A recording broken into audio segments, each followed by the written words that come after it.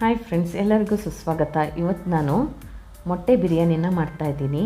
ಇದು ತುಂಬಾ ಖಾರವಾಗಿ ತುಂಬಾ ಟೇಸ್ಟಿಯಾಗಿದೆ.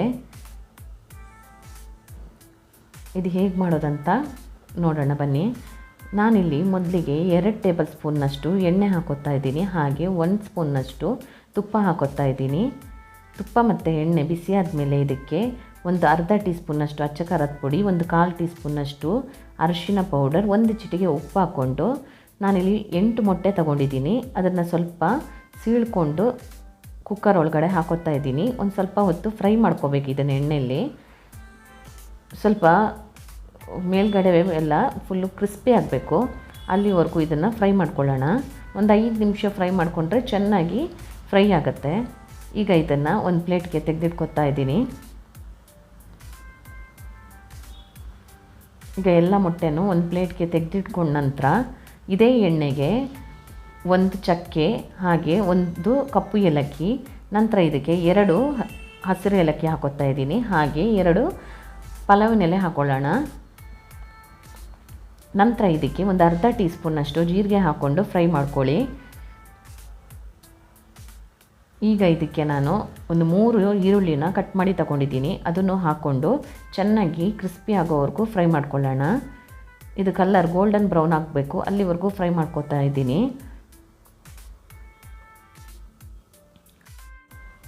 ಈಗ ಇದಕ್ಕೆ 1 ಸ್ಪೂನ್ನಷ್ಟು ಶುಂಠಿ ಬೆಳ್ಳುಳ್ಳಿ ಪೇಸ್ಟ್ ಹಾಕ್ಕೊಳ್ತಾ ಇದ್ದೀನಿ.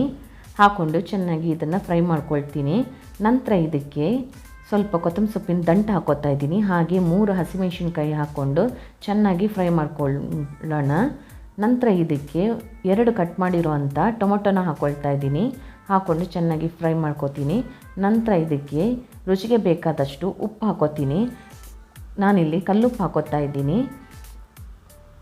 ಹಾಗೆ ಇದಕ್ಕೆ 2 ಟೀ ಸ್ಪೂನ್ನಷ್ಟು ಅಚ್ಚ ಖಾರದ ಪುಡಿ, ನಂತರ 1 ಟೀ ಸ್ಪೂನ್ನಷ್ಟು ಧನಿಯಾ ಪೌಡರ್, ಒಂದು 1/4 ಟೀ ಸ್ಪೂನ್ನಷ್ಟು ಅರಿಶಿನ ಪೌಡರ್, 1 ಟೀ ಸ್ಪೂನ್ನಷ್ಟು ಬಿರಿಯಾನಿ ಮಸಾಲ ಹಾಕ್ಕೊಂಡು ಚೆನ್ನಾಗಿ ಫ್ರೈ ಮಾಡ್ಕೊಳ್ತೀನಿ.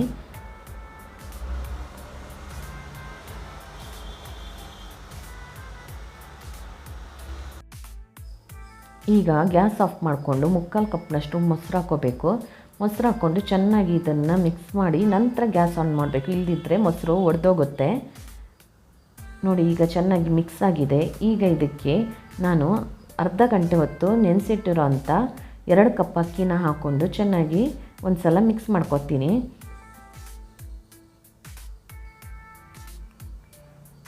ಒಂದು ಸಲ ಮಿಕ್ಸ್ ಮಾಡ್ಕೊಂಡ ನಂತರ ಮೊದಲೇ ನಾನು ಫ್ರೈ ಮಾಡಿ ಇಟ್ಕೊಂಡಿದ್ದೆಲ್ಲ ಆ ಮೊಟ್ಟೆನ ಹಾಕ್ಕೊಡ್ತೀನಿ.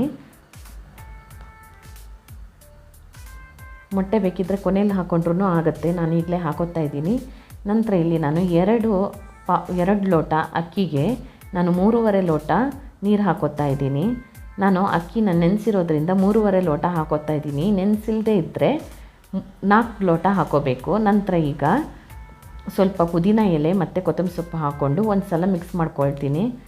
ಮಿಕ್ಸ್ ಮಾಡಿಕೊಂಡು ಒಂದು ಮುಚ್ಚಳ ಮುಚ್ಚಿ ನಾನಿಲ್ಲಿ 2 ವಿಶಿಲ್ ಮಾಡಿಸ್ತೀನಿ. 2 ವಿಶಿಲ್ ಮಾಡಿಸಿದ್ರೆ ಚೆನ್ನಾಗಿ ಬೇಯುತ್ತೆ. ನಾನು ಮೊದಲೇ ನೆನೆಸಿರೋದ್ರಿಂದ 2 ವಿಶಿಲ್ ಸಾಕು ಇದಕ್ಕೆ. ನಾನು ಫುಲ್ಲು ರೆಡಿ ಆದಮೇಲೆ ನಿಮಗೆ ತೋರಿಸ್ತೀನಿ ಎಷ್ಟು ಉದ್ರುದ್ರಾಗಿರುತ್ತೆ ಅಂಥೇಳಿ. ನೋಡಿ, ಈಗ ಎಷ್ಟು ಬಿಡಿ ಬಿಡಿಯಾಗಿದೆ, ಸ್ವಲ್ಪನೂ ಮುದ್ದೆಯ ಥರ ಇಲ್ಲ ಅನ್ನ.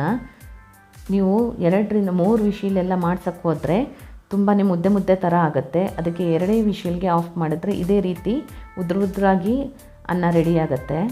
ನೀವು ಈ ರೆಸಿಪಿನ ಟ್ರೈ ಮಾಡಿ ಹೇಗಾಗಿದೆ ಅಂತೇಳಿ ನಮಗೆ ಕಮೆಂಟ್ ಮಾಡಿ. ಈ ರೆಸಿಪಿ ನಿಮಗೆ ಇಷ್ಟ ಆಗಿದ್ದಲ್ಲಿ ಲೈಕ್ ಮಾಡಿ, ಶೇರ್ ಮಾಡಿ, ಹಾಗೆ ನಮ್ಮ ಚಾನಲ್ನ ಸಬ್ಸ್ಕ್ರೈಬ್ ಮಾಡಿ. ಧನ್ಯವಾದಗಳು.